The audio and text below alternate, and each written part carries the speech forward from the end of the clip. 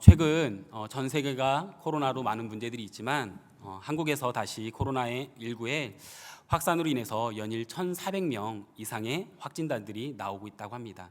그래서 거리두기 4단계를 시행하고 있는데요. 오후 6시 이후에는 2인 이상이 모이지 못한다라고 이야기를 합니다. 이런 상황 가운데 프로 스포츠 중에 국민의 많은 사랑을 받고 있는 프로야구가 도마에 오르고 있는데요. 내용은 이렇습니다. 몇몇의 프로야구 선수들이 비도덕적인 행동으로 인해서 야구단 선수들이 코로나에 걸리게 되면서 리그마저 중단되는 초유의 사태가 발생되었다는 것이죠. 그런데 이 과정 가운데 선수들의 거짓 진술과 더불어서 구단마저 선수들을 보호하려는 구단의 태도에 더욱 불씨를 지피게 된 것입니다. 결국 프로야구 출범 40년 동안 그들이 열심히 쌓아왔던 그 공든탑이 무너지는 위기가 찾아온 것이죠. 지난해 코로나19의 직격탄을 맞으면서 적자로 인해 많은 운영에 대한 어려움을 겪고 있는 구단이 이제는 프로 의식마저 져버리면서 선수들의 행동으로 인해서 더욱 큰 위기가 찾아오면서 과연 이 위기를 극복하고 회복하는 것이 당면 과제로 떠올랐습니다. 많은 사람들은 이 위기를 과연 어떻게 회복할 것이고 얼마만큼 회복할 수 있느냐에 집중하고 있는데요. 어떤 기자가 이야기하더라고요. 그 온전한 회복은 이루어지지 않을 것이다라고. 오늘 본문은 구약 소선지서 중 하나인 스가랴서의 말씀인데요. 다른 선지서에 비해서 환상이나 종말론적인 묵시에 대한 기록이 많이 있는 말씀으로 이해하기 어려운 부분이 있지만 이 스가랴서는요, 한 가지 분명한 것은 이 핵심의 메시지는 바로 이스라엘의 회복이라는 것입니다. 우상을 숭배하고 그로 인해서 죄악으로 인해 멸망하게 된 이스라엘이 바벨론 포로 생활을 마치고 다시 이스라엘로 돌아오게 됩니다. 그때 하나님께서 스가랴 선지자를 중심으로 성전 재건을 명령하시면서 성전을 재건하는 가운데 이스라엘의 회복을 예언한 부분이 오늘 바로 본문입니다. 스가랴 8장 3절 말씀입니다. 여호와가 이같이 말하노라. 내가 시온에 돌아와 예루살렘 가운데 거하리니 예루살렘은 진리의 성읍이라 일컫겠고 만군의 여호와의 산은 성산이라 일컫게 되리라. 이스라엘 백성들이 예루살렘으로 귀환을 한 후에 무너졌던 성전을 다시 지으려고 하는데요, 쉽지 않습니다. 왜 그렇습니까? 주변에 다른 민족들의 방해가 있었고 심지어는 이스라엘 민족 내에서도 갈등이 있었기 때문입니다. 그때 하나님께서 스가랴 선지자를 통해서 내가 다시 돌아가서 다시 너희 가운데 거하겠다라고 하십니다. 그리고 예루살렘은 진리의 성읍이고 만군의 여호와의 산은 거룩한 산이다라고 일컫게 될 것이다라고 선포하시는 것이죠. 또 본문의 바로 전에 하나님께서 약속하십니다. 스가랴 8장 13절 말씀입니다. 유다 족속아 이스라엘 족속아 너희가 이방인 가운데 저주가 되었었으나 이제는 내가 너희를 구원하여 너희가 복이 되게 하리니 두려워하지 말지니라. 손을 견고히 할지니라. 사랑하는 성도님들, 한국의 프로야구 몇몇의 선수가 비도덕적인 행동으로 인해서 어려움을 겪고 또한 그 신뢰를 회복하기 위한 것처럼 우리 역시 예상치 못한 어려움으로 인해서 회복을 바라는 분들이 분명히 있을 것입니다. 더욱이 코로나19의 팬데믹 상황으로 인해서 어려움을 겪었기에 하루빨리 팬데믹 이전의 모습으로 회복하기를 소망하는 분들이 더욱 많이 있을 것입니다. 그렇다면 오늘 본문을 통해서 회복을 소망하며 바라는 우리들에게 이스라엘의 회복을 약속하시고 또한 그 약속 가운데 주시는 은혜와 도전은 무엇입니까? 첫 번째, 온전한 회복은 나의 죄악을 깨닫고 회개로부터 시작합니다. 본문 14절과 15절 말씀입니다. 만군의 여호와가 이같이 말하노라. 너희 조상들이 나를 경노하게 하였을 때에 내가 그들에게 재앙을 내리기로 뜻하고 뉘우치지 아니하였으나 이제 내가 다시 예루살렘과 유다 족속에게 은혜를 베풀기로 뜻하였나니 너희는 두려워하지 말지니라. 이스라엘이 바벨론에 멸망하게 된 근본적인 이유는요, 바로 헛된 우상을 숭배하고 하나님의 말씀을 떠나 세상의 방식으로 죄악을 저지르며 살아왔기 때문입니다. 이사야 큐티 말씀을 통해서도 가증한 우상을 버리라고 하나님께서 우리에게 말씀하고 있지 않습니까? 이스라엘 백성들에게 하나님께서는 선지자를 계속해서 보내시면서 회개할 것을 말씀하시지만 그들은 듣지 않고 오히려 선지자들을 무시했기에 결국 이스라엘은 망하게 되었고, 더 나아가 그들은 포로 생활을 겪게 되는 고난을, 그들에게 그 재앙을 내리신 것입니다. 그런 이스라엘 백성들에게 하나님께서는 너희 조상들이 나를 경노하게 했을 때 회개하지 않는 자들에게 재앙을 내리기로 결정하고 그 뜻을 철회할 마음이 없었다라고 이야기하는 것입니다. 하지만 하나님께서는 어떤 하나님이십니까? 은혜의 하나님이시기에 나라를 망하게 하시고 70년의 포로 생활을 하게 하셨지만 회개하고 돌아온 백성들을 향해서 뜻을 다시 돌이키시고 다시 그들에게 은혜를 내려주시고자 한다는 것입니다. 하나님께서 예수 그리스도를 이 땅 가운데 우리를 위해 보내주신 것도 이대로 우리를 멸망하게 죽음 가운데 둘 수 없었기 때문입니다. 그래서 이 땅 가운데 인간의 몸을 입고 오셔서 우리를 위해 십자가 지시고 감당하신 것이죠. 그래서 결국 십자가 대속을 통해서 전적인 은혜를 우리에게 베풀어 주신 것입니다. 그런데 여기에서 우리가 잘 알고 또한 짚고 넘어갈 것이 있습니다. 그것은요, 우리가 성경을 자세히 보면 구원은 하나님의 전적인 은혜이지만 먼저 구원에는 무엇이 전적으로 이루어져야 합니까? 그것은 바로 회개가 먼저 수반되어야 한다는 것입니다. 그렇게 하나님께서 회복의 은혜를 베풀기로 결정을 하셨다면 그냥 회복의 은혜를 베풀어 주시면 되는데, 하나님께서는 이스라엘 백성들이 행할 일이 있다라고 하시는 것입니다. 본문 16절과 17절 말씀입니다. 너희가 행할 일은 이러하니라. 너희는 이웃과 더불어 진리를 말하며 너희 성문에서 진실하고 화평한 재판을 베풀고 마음에 서로 해하기를 도모하지 말며 거짓 맹세를 좋아하지 말라. 이 모든 일은 내가 미워하는 것이니라. 여호와의 말이니라. 이스라엘 백성들이 바벨론에 의해 멸망하고 또한 포로 생활을 하게 된 이유가 아까 제가 말씀드렸듯이 헛된 우상을 숭배하고 하나님의 말씀을 떠났기 때문이다라고 말씀을 드렸습니다. 그렇다면 하나님께서 다시 이스라엘 백성들에게 은혜를 베푸신다라고 말씀해 주신다면 이제부터는 너희들은 절대 거짓 신을 섬기지 말고 그런 것들에 빠지지 말라라고 이야기하는 것이 당연한 것이 아니겠습니까? 그런데요, 하나님과의 관계에 대한 회개뿐만 아니라 이웃과의 관계에 대한 회개의 변화를 요청하시는 것입니다. 이웃과 더불어서 진리를 말하고 사람들에게 진실하고 화평한 재판을 해서 서로 해하지 말고 거짓 맹세하지 말라라고 말씀하십니다. 그런데 왜 하나님께서는 회복을 말씀하시면서 이웃과의 관계에 대한 회개와 변화를 요구하시는 것일까요? 사랑하는 성도님들, 헛된 우상을 버리고 하나님께 돌아가서 우리가 하나님만을 바르게 신앙한다는 것을 우리가 어떻게 알 수 있을까요? 우리가 회심했다는 것을 어떻게 알 수 있을까요? 예배에 빠지지 않고 헌금 생활을 열심히 한다고 교회에서 해야 할 일들을 열심히 섬기는 것이 너무나도 중요하겠지만 그것만이 과연 전부일까요? 바로 이웃과의 관계를 통해서 우리는 알 수 있는 것입니다. 보이지 않는 하나님과의 관계는 보이는 이웃과의 관계를 통해 확인되고 증명되는 것입니다. 그래서 내가 회복을 바라보면서 그 은혜를 값싼 은혜로 만들고 그 은혜에 합당한 이웃과의 관계의 변화, 회개가 일어나지 않는다면 그 회복은요, 성경적으로 봤을 때 온전한 회복일 수 없다라는 것입니다. 사랑하는 성도님들, 이 이웃은요, 가장 먼저 나의 가족이 되어야 합니다. 이웃에게는 우리는 나이스합니다. 또 정작 나의 가족들에게는 그러하지 못하죠. 그러다 보니 더 가정 안에서 가족과 관계에 어려움이 생기는 것입니다. 저 역시 한국에서 사역할 때 아내에게 가장 많이 들었던 말이 왜 다른 사람과 저희 아내를 대하는 태도가 다르냐라는 거예요.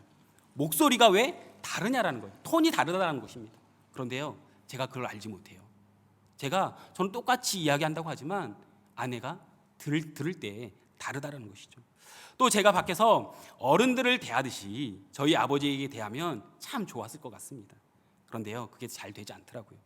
밖에서는 집사님, 장로님, 권사님 이렇게 말씀을 드리지만 집에서는 아버지에게 상상을 한번 해보십시오. 세상 말로, 속된 말로 사가지가 없게 이야기했던 것도 있던 것 같습니다. 정말 아버지에게는 딱딱하게 정말 아들과 같지 않게 그런 모습으로 대했던 저의 연약한 모습이 있었다는 것이죠. 오늘 본문은 그렇게 회복을 소망하면서 바라보는 우리들에게 먼저는 이웃과의 관계에 대해서 회개하고 그리고 그로 인해서 관계의 변화가 생기기 시작할 때 그것이 온전한 회복의 시작이라는 것입니다.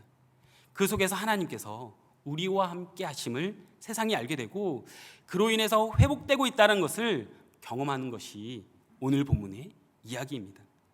사랑하는 성도님들, 참된 회복, 온전한 회복은요, 재앙을 통해서 포로로 끌려가는 일들을 통해 나의 죄악을 깨닫고 나의 연약함을 깨닫고 가족과 이웃과에 대한 그 회개에서 시작하는 것입니다. 그런데 어떤 이들은 회개하지 않고요, 오직 은혜만 달라고 이야기합니다. 은혜만 달라고 이야기해요. 또 기도하죠. 그래서 문제가 해결되기를 구하고 바라고 또한 기도합니다.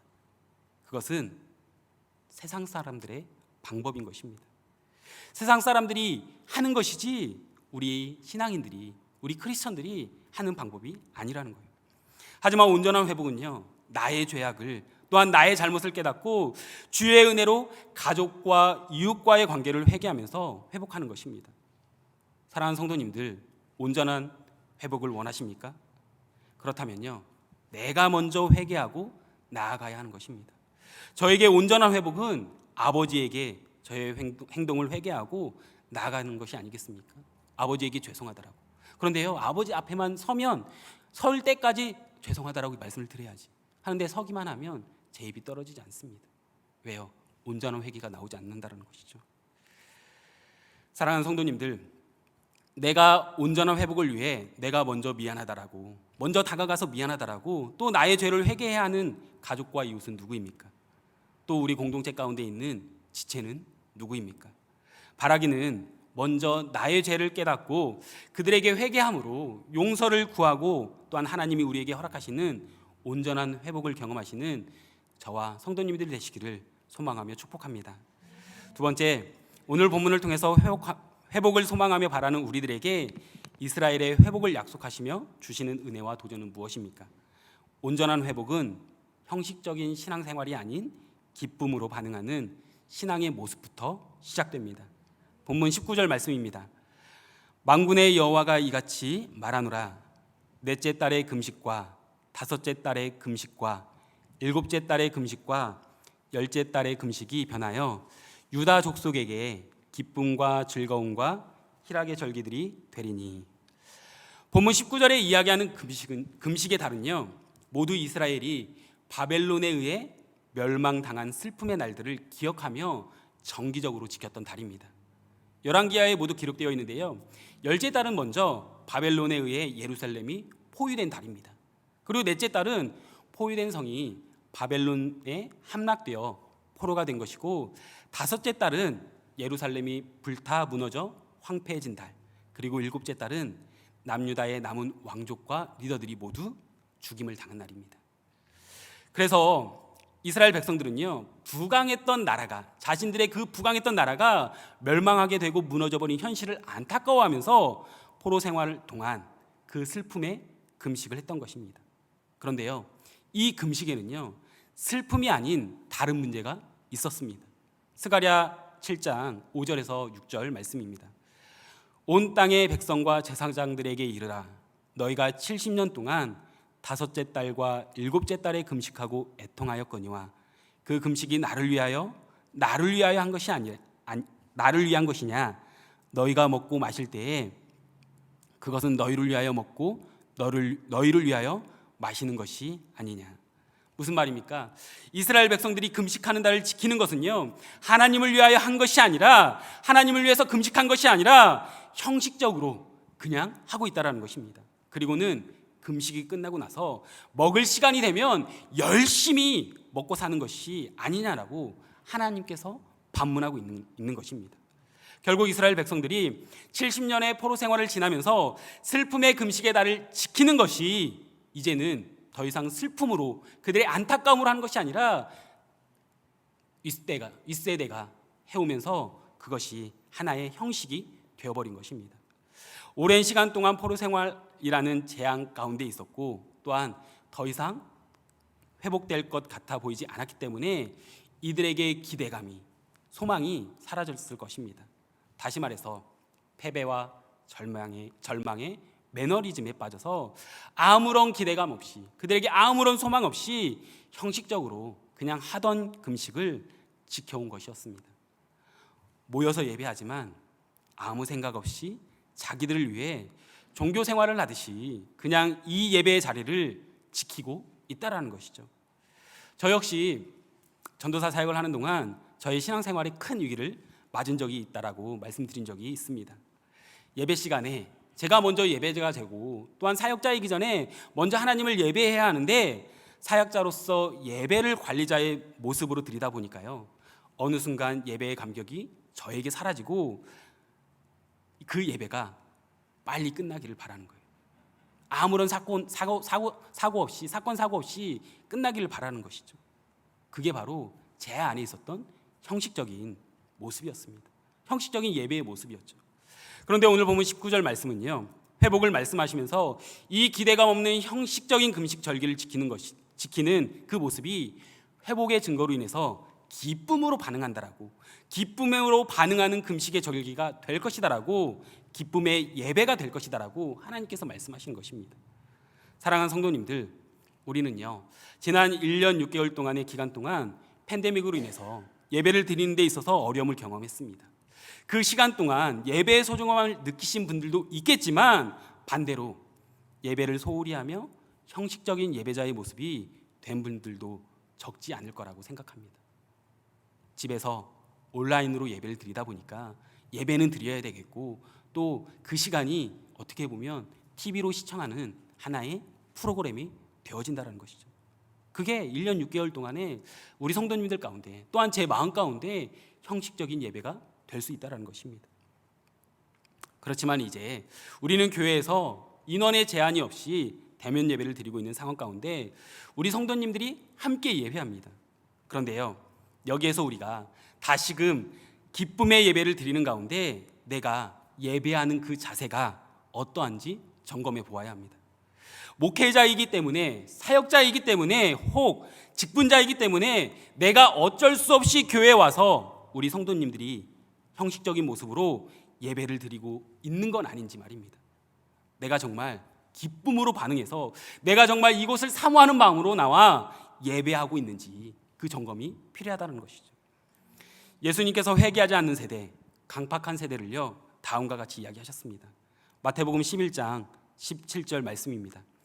이르되 우리가 너희를 향하여 파리를 불어도 너희가 춤추지 않고 우리가 슬피 울어도 너희가 가슴을 치지 아니하였다 함과 같도다. 사랑하는 성도님들, 삶에 온전한 회복이 필요하십니까? 온전한 회복은요, 기대감 없는 예배가, 무기력한 슬픔의 예배가, 형식적인 예배가 기대감이 넘치는 기쁨의 예배로 우리가 반응하고 사모하는 그 예배가 되어야 하는 것입니다. 바라기는 무엇보다 형식적인 신앙생활을 하는 것이 아니라 살아있는 기쁨과 즐거움으로 반응하며 예배자의 삶을 살아가시는 저와 성도님들이 되시기를, 그리고 우리 나나이모 한인장로교회의 예배가 되기를 소망하며 주님의 이름으로 축복합니다. 마지막으로 오늘 본문을 통해서 회복을 소망하며 바라는 우리들에게 이스라엘의 회복을 약속하시고 또한 그로 인해서 주시는 은혜와 도전은 무엇입니까? 온전한 회복을 통해 은혜를 나누는 축복의 통로가 되어야 한다는 것입니다. 이스라엘 백성은요, 어떤 이스라엘 백성이었습니까? 회복의 말씀을 하시기 직전에 하나님은 이스라엘을 향해서 이렇게 이야기합니다. 스가랴 8장 13절 말씀입니다. 유다 족속아, 이스라엘 족속아, 너희가 이방인 가운데에서 저주가 되었었으나, 바벨론과의 전쟁에서 패배하고 이스라엘마저 함락되어 포로로 끌려가는 그들에게 저주가 시작되었다는 것입니다. 더 나아가 그들의 모습을 보고 이웃 민족들마저 이스라엘 백성들을 비웃었을 것입니다. 너희들이 믿는 하나님이 바벨론의 신에게 졌다. 그래서 너희들이 망하고 너희가 포로로 끌려가는 것이다. 야, 이 녀석들아, 너희는 잘못된 신을 가졌다 라고 비웃음을 당하게 되는 것이죠. 그런 이스라엘 백성들을 향해서 회복하시겠다라고 말씀하시며 다음과 같이 이야기하십니다. 본문 20절과 21절 말씀입니다. 만군의 여호와가 이와 같이 말하노라. 다시 여러 백성과 많은 성읍의 주민이 올 것이라. 이 성읍 주민이 저 성읍에 가서 이르기를 우리가 속히 가서 만군의 여호와를 잡고 여호와께 은혜를 구하자 하면 나도 가겠노라 하겠으며. 그런데 이스라엘 백성들은요, 그들에게 하나님께서 회복을 약속하시고 회복을 시키시니까 옆 성읍과 옆 성읍에 흩어져 있던 사람들이 다시 모이기 시작합니다. 그들이 모이게 된 이유는 간단해요. 하나님이 너희 가운데 회복하게 하신 것을 내가 보고 듣게 되었다라는 것입니다. 그래서 나도 함께 하기를 원한다라는 것이죠. 사랑하는 성도님들, 나의 삶이, 우리의 삶이 저주받은 것 같습니까?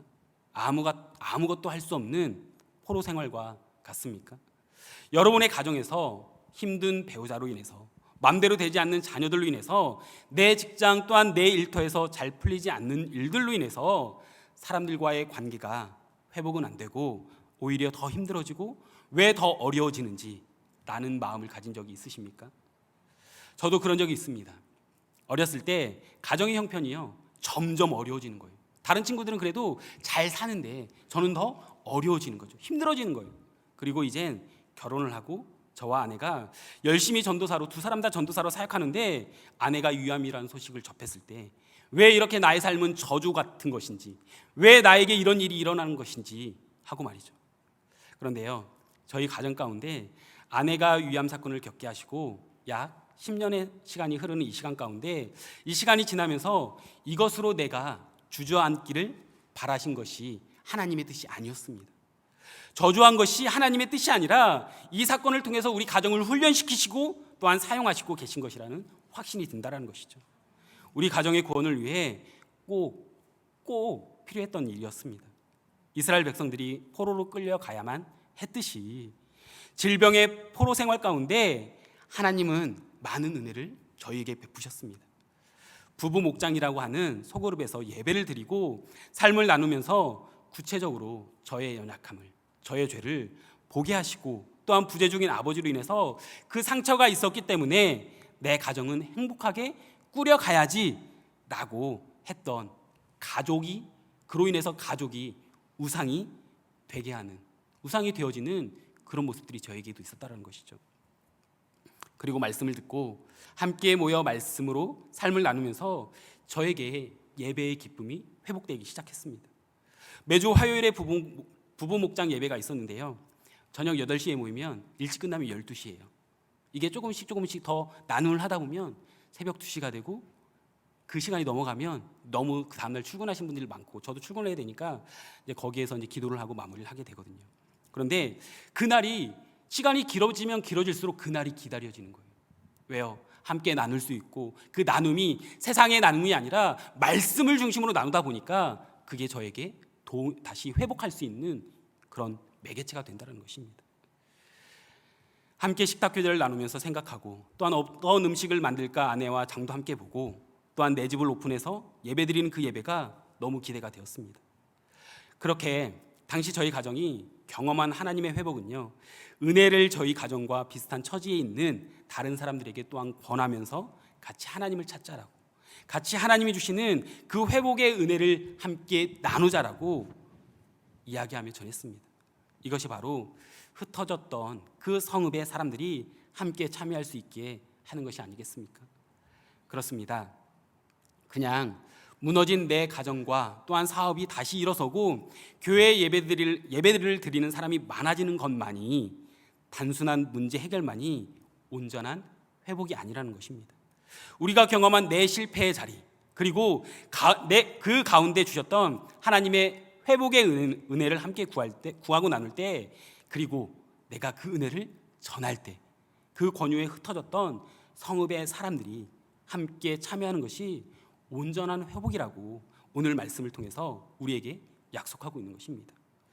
사랑하는 성도님들, 우리가 속히 가서 만군의 여호와를 찾고 여호와께 은혜를 구하자 말하면 그때 나도 가겠다, 나도 가겠노라 라고 말씀하시는 20절과 21절의 말씀이 저희에게 큰 축복의 말씀으로 다가오지 않습니까? 그런데 하나님께서는요, 여기에서 머무는 것이 아니라 더 특별한 은혜를 준비해 주십니다. 본문 23절 말씀입니다. 만군의 여호와가 이와 같이 말하노라. 그날에는 말이 다른 이방 백성 10명이 유다 사람 하나의 옷짝을 잡을 것이라. 곧 잡고 말하기를 하나님이 너희와 함께 하심을 들었나니 우리가 너희와 함께 가려 하노라 하리라 하시니라. 이제는 이웃 성읍 사람이 아니라 이방인이, 그리고 내가 권하지 않았음에도 이방 사람 10명이 와서요, 옷자락을 잡아당기면서 하나님이 너희와 함께 하심을 내가 들었다, 그리고 내가 보았다, 그래서 우리도 너희와 함께 네가 믿는 그 하나님을, 그 하나님 앞으로 내가 나아가길 원한다 라고 이야기하는 더 큰 축복을 보여주시는 것입니다. 어제 한 가정과 교제하는 시간을 가졌습니다. 저희 아버지의 부자로 인한 상처, 또한 아내의 암사건을 짧게 나누게 되었는데요, 세상 사람들이 볼 때에는 그 모든 사람들이 실패한 사람으로, 실패자의 자리로 보일 수 있겠지만 분명 제 삶에는요, 하나님의 회복이 있었기 때문에, 하나님께서 주시는 그 온전한 회복이 있었기 때문에 우리가 함께 그 가정에서 모여 교제하는 것 자체만으로 회복의 은혜를 나누는 시간이 되었습니다.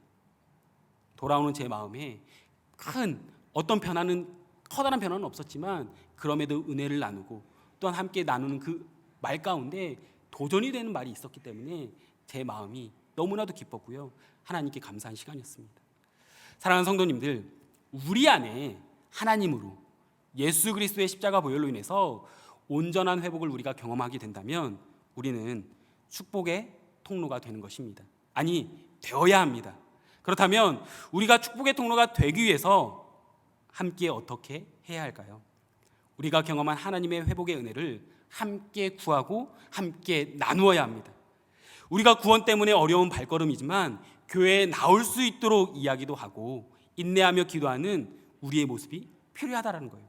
아무리 말해봤자 저 친구는 아니야, 저 사람은 아니야 라고 이야기하는 게 아니라 그 사람을 위해서 계속해서 우리가 함께 기도해야 된다는 것이죠. 바라기는 예수님의 십자가 보혈로 온전한 회복을 경험하시는, 또한 우리가 그 축복의 통로의 사명을 감당하며 구원 때문에 살아가시는 인생이 되시기를 주님의 이름으로 소망하며 축복합니다. 이렇게 우리 각자 한 사람에게 회개하고 또한 내가 예배자로 바로 서며 회복의 은혜를 나누는 축복의 통로가 될 때 흩어져 있는 마을의 사람들이, 흩어져 있는 그 마음이, 흩어져 있던 사람들이 함께 모여 회복을 이루는 우리 공동체, 우리 나나이모 한인장로교회가 되길 간절히 소망합니다. 기도하겠습니다. 스가랴 선지자를 통해서 이스라엘 백성이 성전을 재건하며 또한 이스라엘 백성의 회복을 예언하시는 하나님의 모습을 통해 이스라엘 백성에게 은혜를 베푸시는 은혜의 하나님의 모습을 보게 됩니다. 그 하나님의 은혜 가운데 온전한 회복을 누리기 위해서 우리의 모습은 이러해야 한다라고 이야기하고 계십니다. 사랑하는 성도님들, 진정한 회복을 위해 내가 먼저 다가가 미안하다라고 이야기하며 회개해야 하는 사람은 누구입니까? 그리고 나는 형식적인 모습으로 신앙생활을 하고 있는 자는 아닙니까? 아니면 기쁨으로 반응하며 예배하는 자입니까? 그리고 나는 축복의 통로가 되는 그 사명을 감당하고 계십니까? 이 시간 말씀을 기억하시며 기도하실 때 나의 연약함을, 나의 죄를 깨닫게 하시고 그로 인해 회개함으로 온전한 회복을 경험할 수 있는 인생이 될 수 있도록, 그리고 나의 신앙생활이 형식적인 직분자로서 어쩔 수 없는 형식적인 모습이 아니라 기쁨으로 반응하며 예배하는 신앙인이 될 수 있도록, 마지막으로 온전한 회복의 삶을 누리며 살아갈 때 우리의 삶 가운데 역사하시는 하나님의 은혜를 나눔으로 축복의 통로가 되는 인생이 될 수 있도록 기도하며 나아가겠습니다. 기도하겠습니다.